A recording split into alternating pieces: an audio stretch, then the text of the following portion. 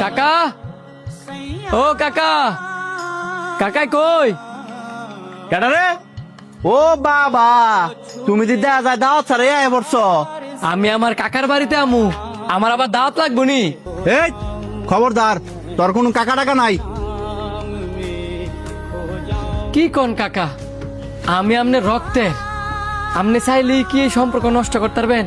আমি কোনো সম্পর্ক নষ্ট করি নাই। তোর বাপে আর আমি মিললে ওই সম্পত্তি ভাগাভাগি করে নিছি।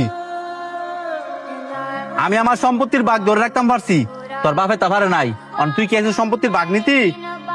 না কাকা, আমি আপনারা না কয়দিনের লেগে বেড়াইতাম আইছি।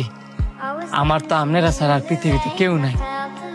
আর আমার মাই কইছে আমার আব্বার বাঘের সম্পত্তি নাকি আপনারা নিয়ে দিয়ে গেছে, কারো কাছে তো বিক্রি করে নাই। তোর মা এই কথা কইছে? এই সবসময় ফ্যাস লাগায়।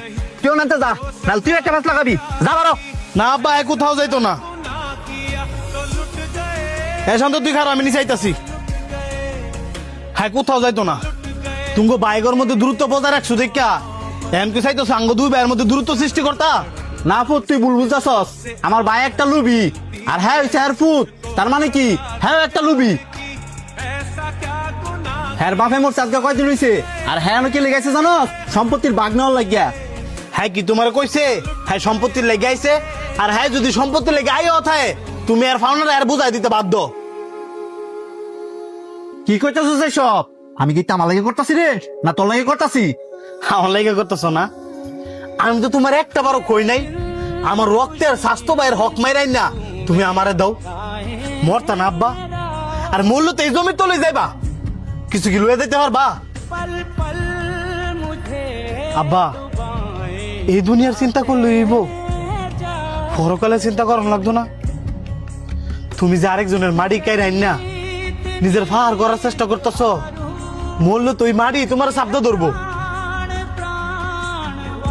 আব্বা, এটা আমিও জানি, তুমিও জানো, প্রত্যেকটা মুসলিম বাসী জানে যে অন্যের হক মাইরা খাইলে আল্লাহ কখনো মাফ করে না।